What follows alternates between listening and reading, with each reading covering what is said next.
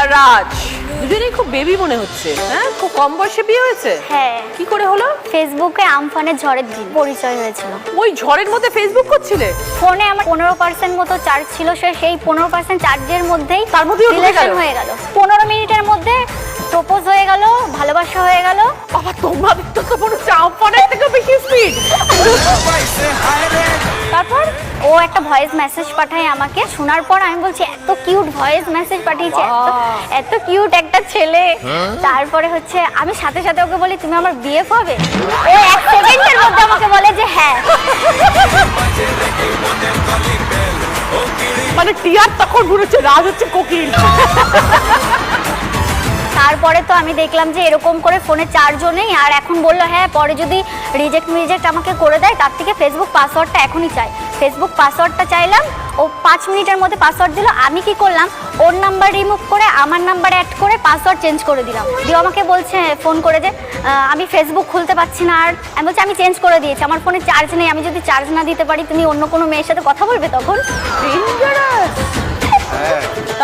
তারপরে 3 মাস পরে একসাথে পড়তে গেলাম। তো পড়তে গিয়ে প্রথম দেখলাম, ও বলছে তোমাকে সামনাসামনি দেখে আমি চিনতে পারিনি। ছবিতে একরকম, সামনাসামনি একরকম। কোনটা ভালো লেগেছে, সামনেটা না ছবিটা? সামনাসামনি ভালো লাগেনি, আমি চিনতেই পারিনি যে এটা সেই মেয়ে। আর সবসময় আমাকে দেখে ভয়ে ভয়ে। তুমি কি 440 ভোল্ট নাকি? কামড়ে দেয়, কামড়ে দেয়। আমি বলি তুমি চুপচাপ থাকবা, ছোট মানুষ সেম বয়সী, চুপচাপ থাকবা, আমি তোমাকে ঠিক করে চলাবো। এখনো বড় হন, এখনো তো ছোট আছে না, অন্য মেয়ে যদি পছন্দ করে না, এই বাচ্চা ছেলে। বুদ্ধি আছে তোমার বউয়ের কিন্তু। আচ্ছা, বিয়েটা কিভাবে হলো?